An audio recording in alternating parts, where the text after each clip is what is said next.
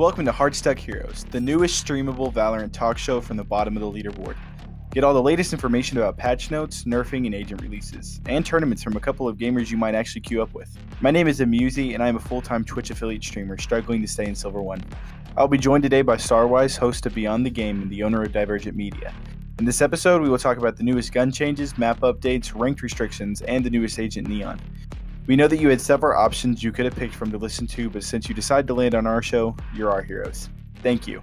If you enjoyed the episode, don't forget to follow the show and leave a review. Now let's get started. Hello, everybody, and welcome to the second episode of Hardstuck Heroes. I am here today with our guest host, Starwise. Hello, how's it going, Amusey? It's going great. How are you doing? I'm doing pretty good. Just chilling, here and with one of my favorite co-casters, Amusey. Hey, love to hear it. Love to hear it. How you doing? Been pretty good. Been working on a lot of Valorant hush hush projects that are come up, which we'll announce at some point. But aside from that, been doing a lot of casting. How about you? Hush hush things are always fun to talk about. Me, though, I'm just working on getting out of bronze because I'm hard stuck bronze, as the name implies. Makes sense. Yeah, makes sense. But yeah, since the new season, how have you been feeling about Valorant? How much have you been playing?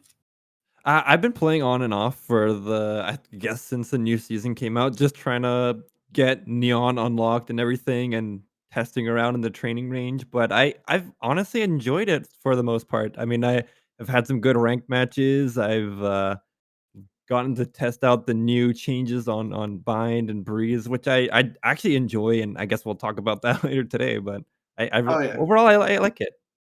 for sure. I think it's going great. It's a little bit. Something feels different to me about the season. I'm not sure what it is. I just feel like something's a little bit different. Although normally at the beginning of each act, I tend to get this feeling. Maybe because there's a lot more players that get brought in at the beginning of every act, or just because there's like a hard reset and everybody's like starting at the beginning and going forward. Yeah, I mean, I can with that hard reset, I'm sure a lot of players are starting to get together where they really shouldn't be playing together, especially with maybe some Smurfs coming in or just players that were higher ranked getting the reset in, I think that mixed in with a new agent and of course some map changes and gun changes definitely feels almost like a different game, but of course still the same old Valorant that we know and love. Hmm. Speaking of weapon changes, that's actually our first subject for today. So let's talk about weapon changes. Starting off with what I'm sure everybody is either happiest or maddest about, and that's the Ares. I'm so done with the Ares. I never use the Aries, even before, after, during. I just don't like it because I unless I'm like completely broke and I want to buy something, Yeah. I buy it just cause I'd rather have that than nothing. Yeah, it was never one of my favorite guns. I know a lot of people that used it. It was a tilting gun before the buff, but then they buffed it, and it was everybody started using it. And to be clear, it's a cheap gun. It's a gun that you could theoretically um, almost always buy on the second round. So just people in second round at the beginning of the act, once the Ares buff was announced, everybody went second round Ares. And I'm Aw. here with my ghost fighting 5 people with an Ares, just getting mowed down. It was absolutely terrible. Um, but they buffed it. They removed the spin up, so there's no like little wind up while you're waiting for the guns, and then the firing rate increased from 10 to 13. Goodness. But luckily, since the beginning of the season, there's been another patch notes. 4.01.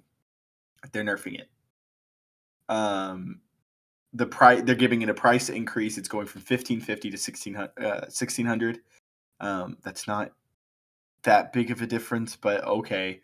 The pitch recoil is increased, and then the spread changes from zero point 0.8 to 0.7 after 10 bullets. Um, and then the crouch benefit spread and recoil reduced from 40% to 25%. so it's a little less accurate now. But there's still um, the spin up is still gone. It fires immediately. It's like a big vandal, and it has a faster firing rate. Yeah, I mean it still captures that kind of machine gun feel. I mean, without the spin up, that's I didn't even know that was a thing until Ooh, you mentioned it. I But know. oh my goodness, I I guess with the price increase, that I would assume that's to deter from that second round buy, because if you're going util on a support character and you're still able to buy that afterwards, like it, which I think there's a lot of cases playing being a Sage main, I am able to still buy util, and if I don't fully use it, can still buy that Ares. Of course, I never do, but I guess that option would be a little bit off the table, or a little bit more difficult to take on board. So more punishing on that, I guess, is what they're trying to go for, pushing it back a little bit further in the game. Yeah, the extra 50 credits can go a long way.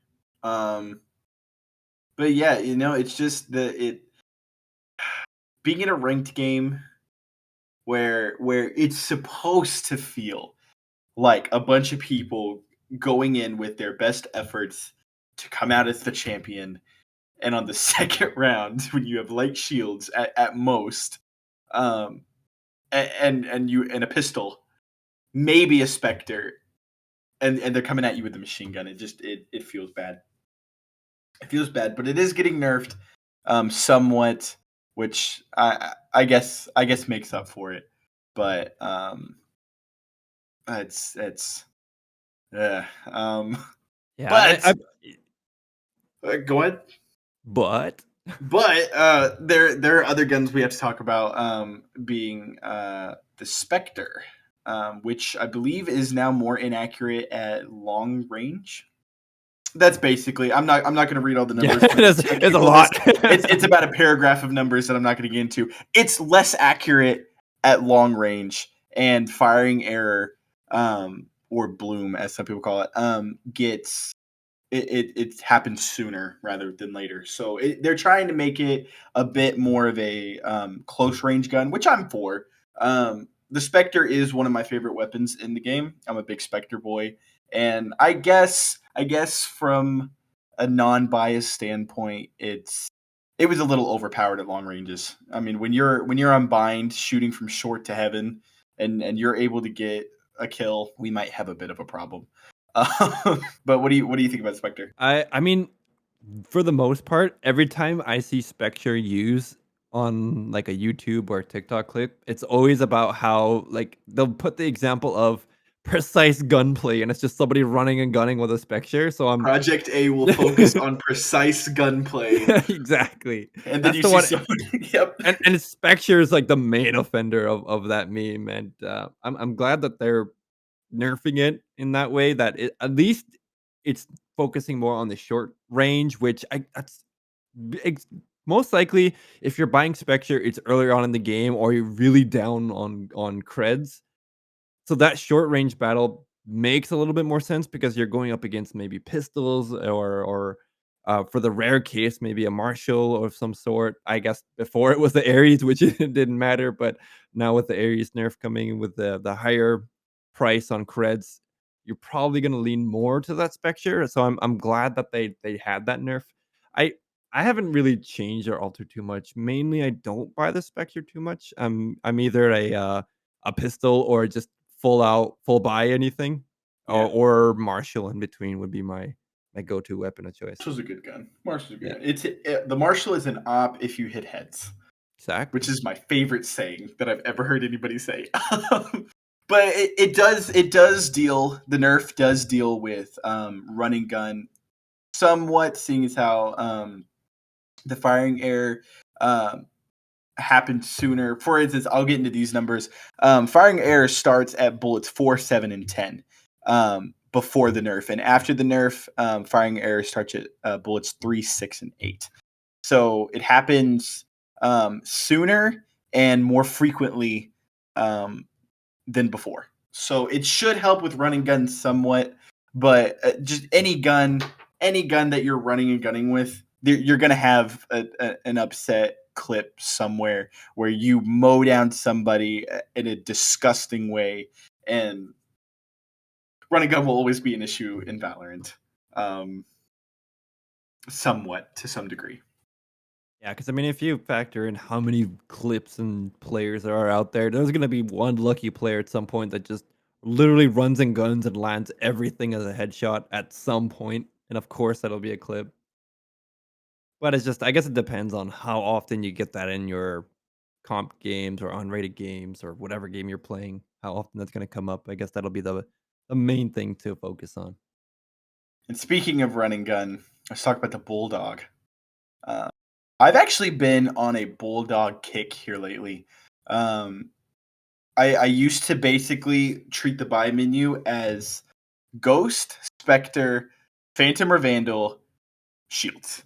And I've tried to open up my mind, and I'm using a lot more of the guns here lately. And I've noticed that the Bulldog, close or far range, is actually really good.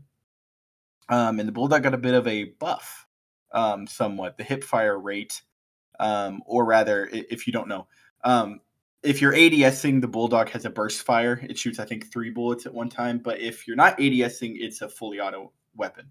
And the fire rate increased from 9.5 to 10. So it got a little bit of a speed boost, if you will.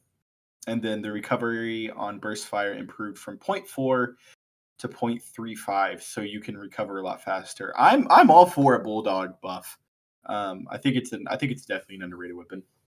I've liked the Bulldog, but because it I feel like I can buy almost any other weapon before the buff and just be fine with those. Bulldog never really had a place for me to play. Like if I had a choice between a Bulldog or a Spectre, I'm always picking the Spectre or something like a Marshall. Of course, I prefer the Marshall. It really Mhm. depends on the case, but more often than not, I'm not really buying the Bulldog. But I'd like to see this increase in their fire rates and all the buffs coming in so that it's a pretty strong weapon, I'd say. Like it's a little underrated and Yeah. goes in unnoticed a lot of times because, like, if you're able to get those clean headshots, I mean, burst fire rate coming in, triple headshot right there, and the amount of damage that come out, I don't know exact numbers, I don't use it as often, but just based on what I've been seeing on different videos on YouTube and such, there's a lot of love for it, but, I mean, with an additional boost in this buff coming in, I feel like it's a lot better on the mid kind of gameplay level right before you reach your Vandal or Phantom or whatever you wanna go for. Right. Correct me if I'm wrong. You're a big opper, right? You like to use the operator, Yes. I right? doesn't mean I land every shot, but I mean, Well, fair I love enough, but using it. It's fancy. that does explain why you go Marshall a lot. I think the Bulldog is a great gun to use on a save round where you have a little extra money to spare. Maybe it ends up being a bit of a force, but if you can get just that little bit of edge on your opponent, I think it's totally worth it. Um, Yeah, I guess see- in a way, it's almost like if you're ADSing, you've got the burst fire that comes in, and it's pretty accurate. So you're able to get quite a lot of damage before they even are able to touch you. mhm. And then if you're getting, I guess, engaged on or their opponents are playing a little more offensively, then of course you can still use it as a rifle, un-ADSing, Right. and then just have like a more consistent fire rate. So and because if you miss with a Marshal and they're running and gunning towards you, I mean you're done basically. Yeah, well, perfect scenario. Just think about coming onto Haven from A long. The first thing you have to deal with are, um, I think, 3 close angles and then one long angle in Heaven. So even if there's one close and one far, you spray into the guy that's close to you, and then you ADS, and if you hit it just right, well, like most guns, but if you hit it just right in the face, they're gone. And I think the Bulldog's a perfect scenario for something like that.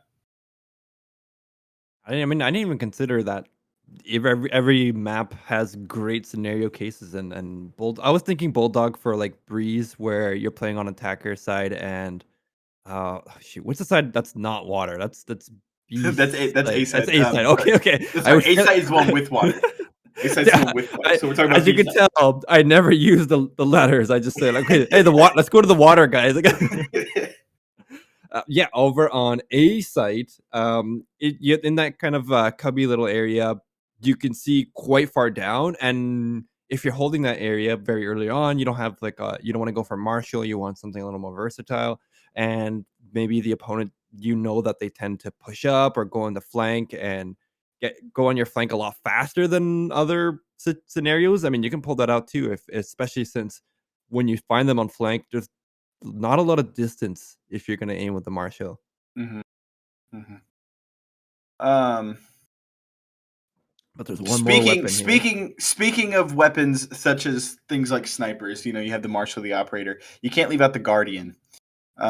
It's a big sheriff. It's a big boy sheriff. Um, basically, they removed the firing rate penalty on ADS, so there's no firing penalty. And then they added an extra bullet before it enters a recovery curve. Not much with the Ares, but nothing bad. It definitely wasn't a nerf. I don't think the Guardian need to be nerfed. Just my personal playstyle, sometimes I like if I can't get that one tap, I wanna have at least that option to just spam click. I know I Just shouldn't, but spam. like, because like I've got the fastest fingers in the West. If it's a big boy sheriff that's gotta call for big boy hip fire, or Yeah. ADS in this case. And I ADS a lot. Well, with any gun in Valorant, you're supposed to stand still when you fire it. And the Guardian is think of it like the first shot of a Vandal. If you hit it right it in the actually does head, more damage than a Vandal it does. if you It does. headshot. If you well, right, but they're both kill shots. Yeah, I don't know. Maybe you wallbang. Well, yeah, but wallbangs are always Yes, something yeah. something to play with there. But yeah, I don't know. I don't use the Guardian. I think my buy menu, to call back from earlier, it looks more like I've actually started using the shorty too. So basically all the pistols, the Stinger, the Spectre, the Judge, the Bulldog, the Vandal, the Phantom, Operator, and that's it. That's pretty much all the guns that I use on a regular basis. I mean, I don't. I mostly go from classic to Vandal, just like or Marshall, depending on the game. Marshall Your up. your eco confuses me. But hey, if It's it like, works for you, correct me if I'm wrong. You made it to silver last season, right?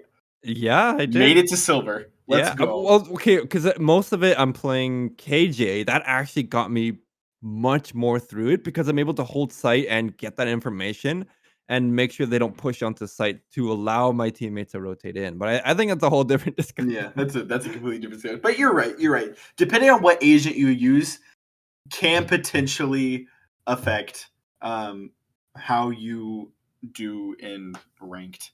Um, speaking of ranked, we can actually talk about ranked. A Good. couple ranked changes. This isn't a new one. This is actually common knowledge, but you can now queue up with people who you couldn't queue up with before. So if you are a bronze and you want to play with your gold or your diamond friends, you totally can. Um, Gosh, the MMR that's gonna be playing in that game is gonna be ridiculous, though. I should say Balancing. it's at a there is somewhat of a decrease in RR you can earn.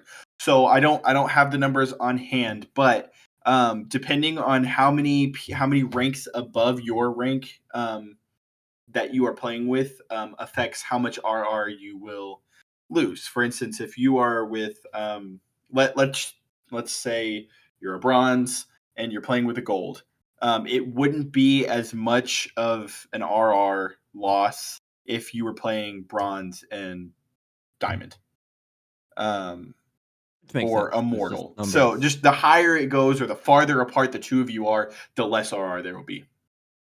Um, And then also, in an effort to prevent smurfing, you now have to be level 20 to play competitive, which I love. Beforehand, you had to win 10 unrated games before you could play competitive, but now you got to make it to level 20, meaning you have to grind a little bit. I have an alt account, not a smurf. because I'm not good enough to Smurf. But I have an alt account just so I can, try things that I wouldn't want to try on my main account. And I think I've had that for half a year now. And I got it to comp level, and I'm only level like 16 on my alt account.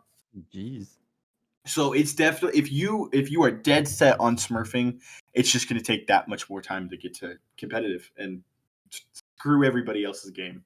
Yeah, I mean, we were even talking about it in the custom lobby we joined in. I'm level 51, and I've had this account for not even a year yet, or I guess it's almost a year now. I think I don't know. Oh no, And it has been. It's been a full year. yeah, I'm level 152, and I'm a shaky silver. So I don't know if that means you're really good or I'm really bad, but It's if you're, all about the strategizing, it's big all about brain the plays. strategizing. Actually, half of my games, it's like, why are you there? And I'm like, I don't know where I am. Half the time in my games, I'm playing with somebody who's on the other side of the map, and the whole team's over here, but they have a spike. So it's a constant battle of finding good teammates and actually being good yourself. That's my personal take on it. And that's the summary of this podcast. Hardstuck Heroes. Good night, everybody. Good night, everybody. No, wait, we have map changes. You're right. Let's get bind. Let's get bind out of the way. There were less changes. Breeze might take a while, but let's get bind. On a short, there were 2 cargo boxes stacked up on top of each other. You could Yes. put one ways on there. There could be people on top of it. Sage walls. I loved it. Sage walls. You could do anything. They cut it in half. It's no longer there. And they added like that ramp, kind of like a ramp, or more like a It's a little bit of staircase. a ramp. Pretty much everybody can get up there now. It's only like half the size that it was. One ways can no longer be a thing for a short, which, depending on whether or not you're a big defense player or offense player, could either make or ruin your day. I've definitely been killed by that one way on a short. Same. So I'm not super sad to see it go, but I don't know. It was kind of a mediocre change that I felt like didn't really do anything. I mean, like, I every time I approach this area, it's just like I said, those one ways that come in.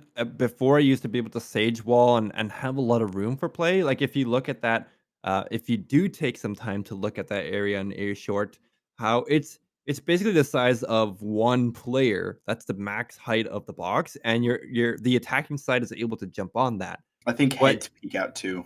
I think it's just short of a Yeah, whole just a player little model. bit. And what I used to do as a sage at least is just wall that entire section off, and then there's enough of the wall that goes behind the, I guess, hidden area over on the defender side, so that if I want to while they're breaking it, or trying to break the wall, I can peek out, get a free kill, jump off, or do whatever I want, or just keep harassing them, whatever I wanted to do there.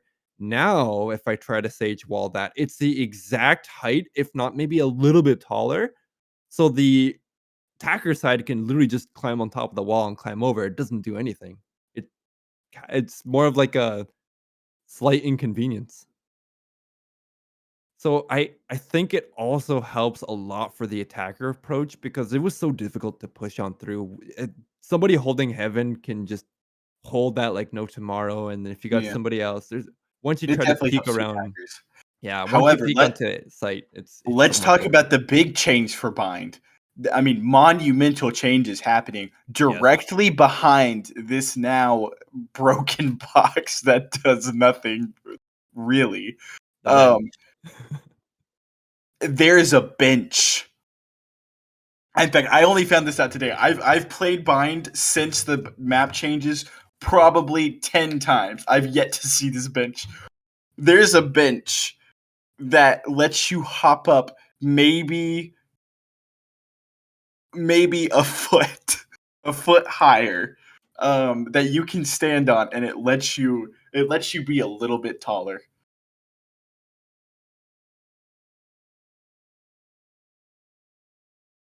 It's one additional angle. We did play with it a little bit before podcast. You can put a sage wall on top of it, which makes them a bit more taller. Um, and it gives you one more thing to watch if you're defending. So these changes on bind really just help the attackers, because instead of just planting your crosshair right at head level and firing no matter what comes through, now there's a possibility you might be shooting legs instead of heads. Yeah, and I think that extra additional help gives an additional, I guess, route for attackers to take. Because before it was just you go either through to the other to B site, or like a lot of players in rank do try to go through here even before the map change, but like it was just so difficult. You get stuck here for so long, and then that gives it more than enough time for the defender side to rotate over, and then now it's even harder because everybody's looking there. Uh, I don't think it changes anything for anybody who's rotating through mid that much because right next to that bench is a barrel that's been there. Um, as far as I can remember, I don't think it's changed. So if you're peeking, or sorry, if you're coming through mid to A short through that little doorway, um, they can hold that angle a little bit higher than they would before. It maybe gives them some cover if they're crouching, just makes it a little bit harder to see. But yeah, that's the bench, and I'm going Radiant off that bench. Yeah, must be. I'm gonna sage wall off that. Uh, but buckle up, because now there's Breeze, and there are a lot of changes to Breeze, and I'm happy about every single one of them. I am not Breeze wasn't my favorite map. And it's gotten a little bit better. It's a big sniper map. It's a long range map. There's not a lot of close angles, so they helped it out with these changes. Starting off with A site, the plant site is bigger, so there's more places to plant. Although I don't really know where else you're going to want to plant except for where you can see it at all angles from wherever you are. But maybe some people have lineups or something. In the back of site, there's now a cargo box. This is the biggest change on Breeze. I'm super excited about this because if you remember, on the back of Breeze, there was just nothing. It was just an empty void, except for I think like 2 or 3 boxes that were bangable and paper thin that you could hide behind or play around. So this cargo box adds a lot of new elements. You can stand on top of it. You can stand behind it, in front, beside. Choose an angle. And you can't bang through it. So this adds a lot of new opportunities. Yeah, I like that addition. I before I absolutely hated playing on Breeze because it just there's so many there's so much open space. Like I know it's great for sniping and all, but I mean, playing on attacker side, obviously it's the complete opposite. You're getting sniped at it from every single site. Like literally, you try to go down mid, there's a sniper position there. You try to go down at the A site, sniper position, and I think yeah, it helps out for the defender side a little bit more, but it also gives a lot more room to play around if you're trying to stop that retake as well. So it just I like the addition of a few more areas to take cover behind during that post plant Yeah, scenario, and just on A side at least we're looking at here. yeah. After you've if you're attacking after you've planted, it's pretty much just an open shooting gallery before that cargo box. And now you have places to hide behind or places to watch angles. In addition to these changes, the entrance of A, or A cave, the choke on that is smaller. So it used to be a big open thing. Again, that whether you were attacking or defending, it would basically be a sniper war of who was the better sniper. And now the choke is a bit smaller. It's about the size of a smoke. Now, if you're defending, you can throw that. Different plays you can do here.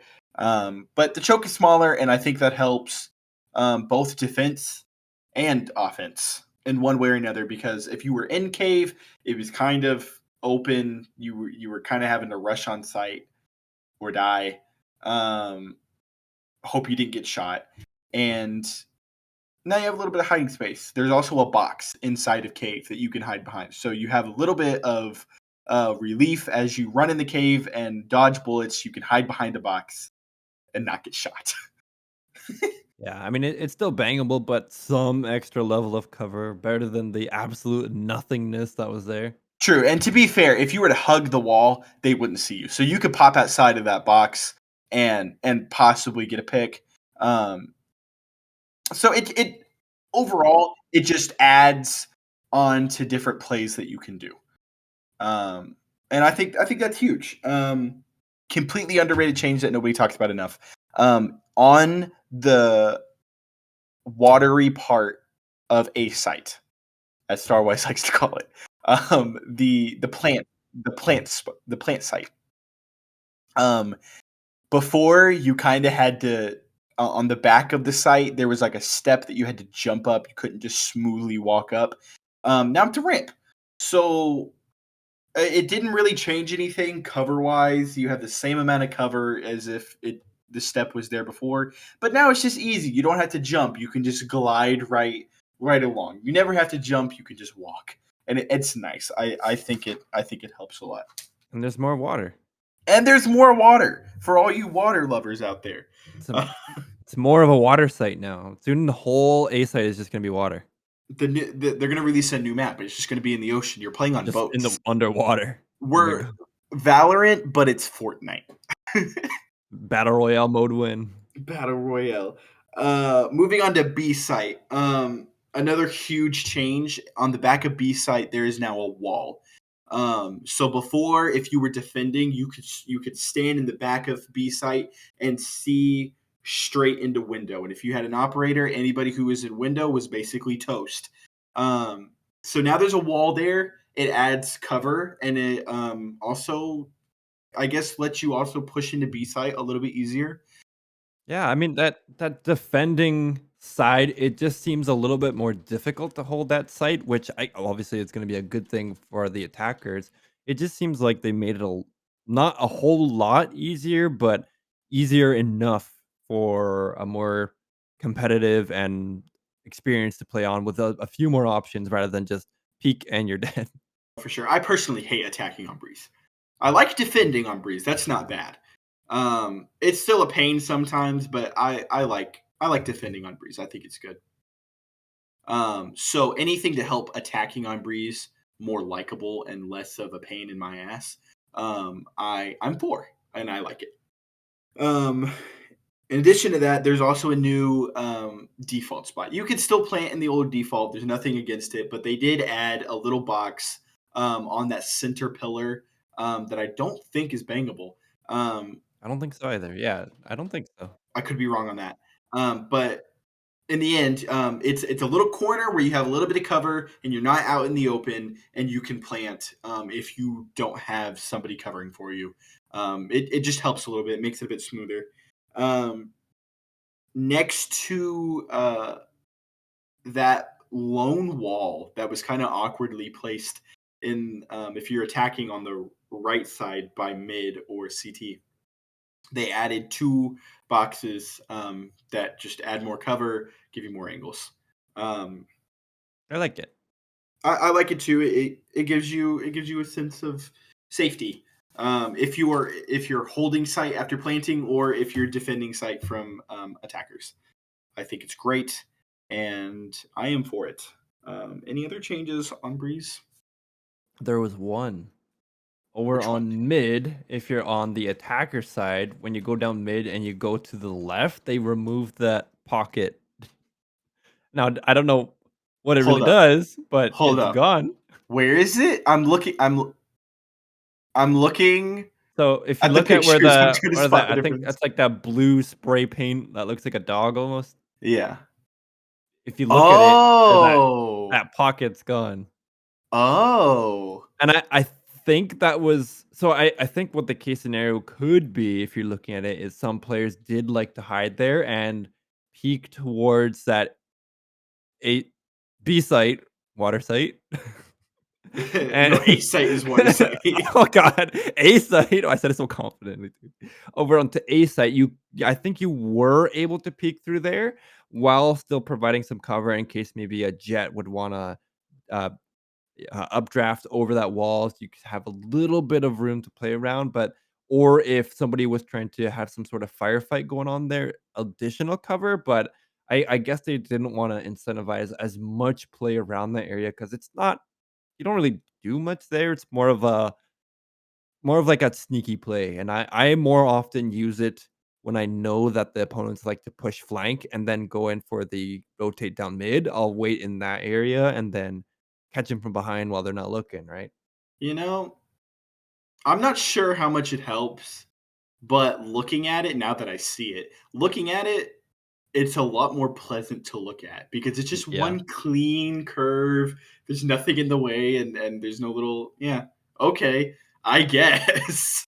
Yeah. um, It doesn't change. It's not a big change. It's just yeah, if it looks if nice. nobody told me that this happened, there's a good chance I would have never seen it. That's because you don't play over there like I do. Clearly. Okay, That is what got me to silver, you know? that's what got you to silver. That one little nook in the wall. Exactly. All right. Finally, let's talk about the new agent, hailing all the way from the Philippines, Neon.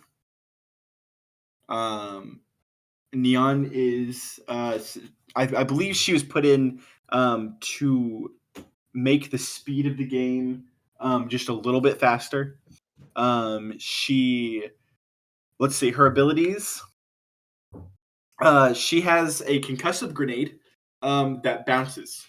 So you can throw it and it bounces twice. And both places where it makes contact, it will give you what's similar to a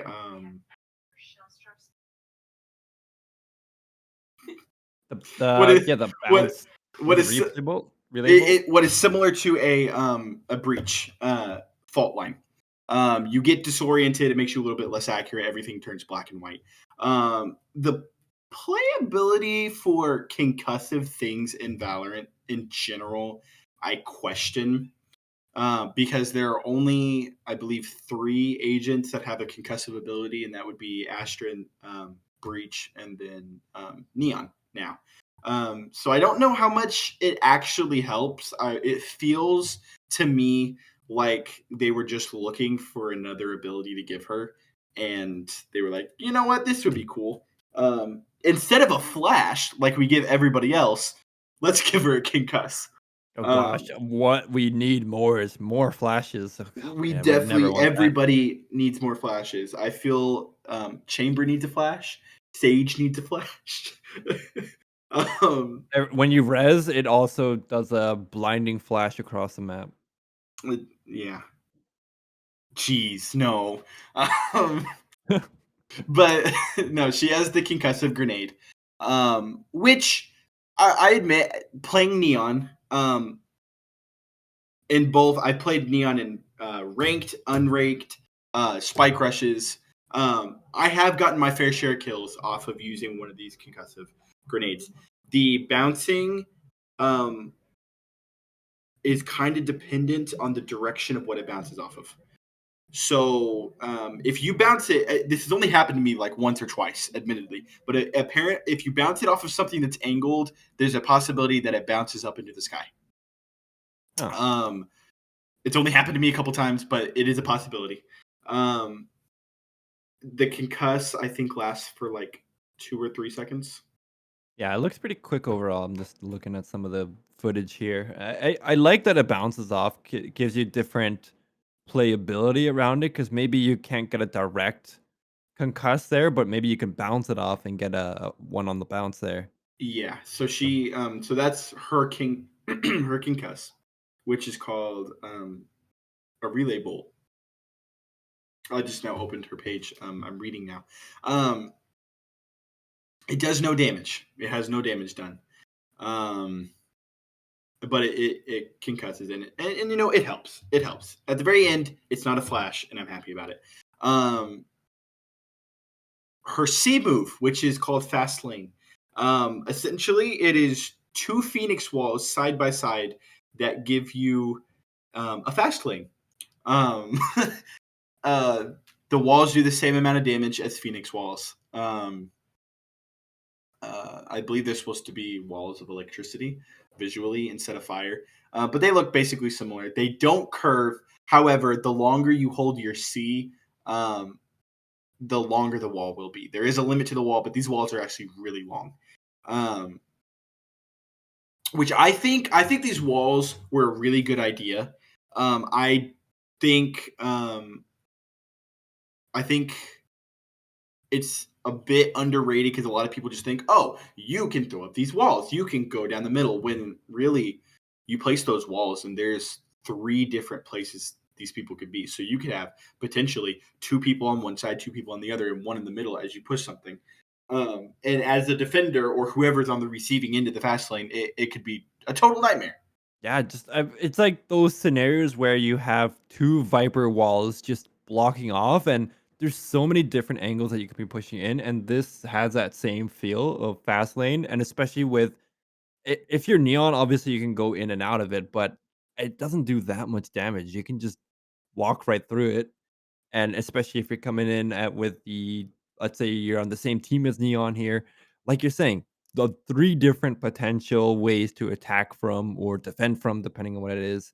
I'm glad they didn't do the same thing where you can curve and make it essentially a exact replica of Phoenix, but I can imagine there was a lot of talk about it. It kind of nerfs Phoenix indirectly. What? So see, don't do my boy like that. Don't do Phoenix like that. I love Phoenix. I do too. Like I love playing the toolkit, and although I'm terrible with it, like if you're gonna pick a character for a Flash, there's a lot of different characters for Flash. The wall was one of the coolest things to have because that slight bit of damage was a little bit of a deterrent to have the opposing team push through it. And then, of course, you can curve it so you can. I mean, if it's like a push over onto different sites, like we're seeing here, what is this? A split? Yeah, this is Yeah, I mean, you could curve it to potentially make your way over towards heaven slowly while following that curve. You can't do that here with Neon. Um, but now, I mean, like this goes all the way back to the site. well, Phoenix walls can heal him. So Oh take wow! that, Neon. All right, let me just call my pocket sage here. um, yeah. So that's her fast lane. Her signature ability. She can sprint. She's fast. That's her whole thing. Um, Sonic, basically. yeah. I mean, honestly, she's blue and Blue, she can yeah, run fast. This is yeah. Sonic. And never like I don't know if you're watching the same thing I am. It's like No, she's I am. I am running Yoru. just outrunning yours ult. Blue means It fast, it apparently. makes it makes rotating, or possibly faking a site and then running over to the other one. Pretty much any situation where you need to get from point A to point B very fast. It makes it a lot easier. There is a limit to how much she can do it. It's like think of when you pop a Viper wall or Viper smoke and that little bar slowly degrades. That's pretty much visually what it looks like when you're running with Neon. And once it goes out, you have to wait for it to fill up some before you can run again. And the slide, the electric slide. This slide makes her an Apex legend.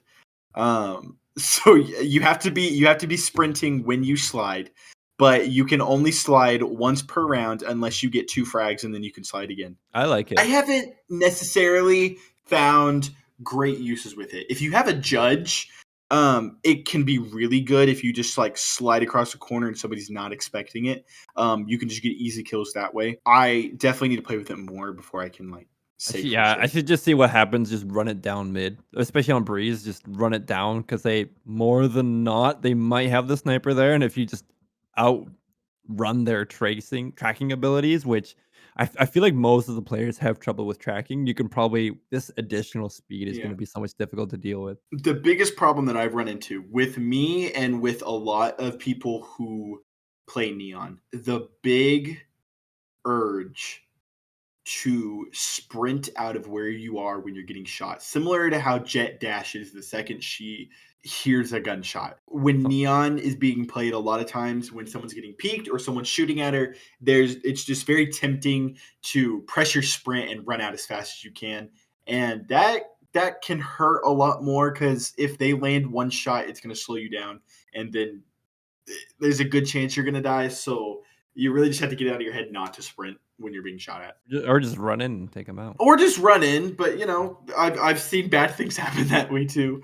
Finally, her ult, of which everybody is kind of up in the air about on whether or not it's completely overpowered or not.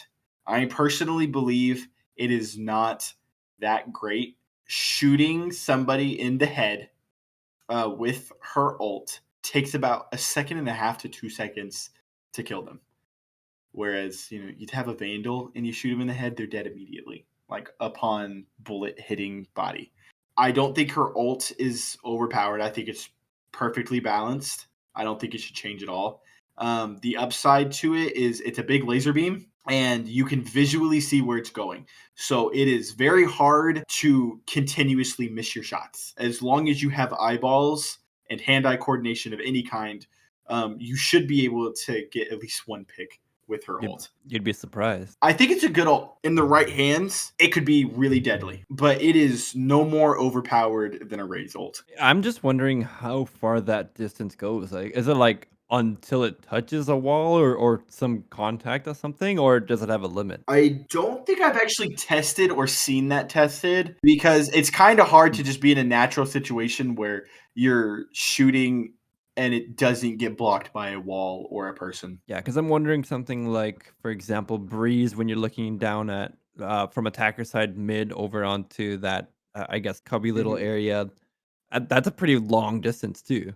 And I'm wondering if it reaches all the way there, if everything stays the same. I would imagine that it does, because I mean, it doesn't look like anything changes. Watching this little clip, you see her shooting someone from heaven all the way over to clubhouse, and that's a considerable distance.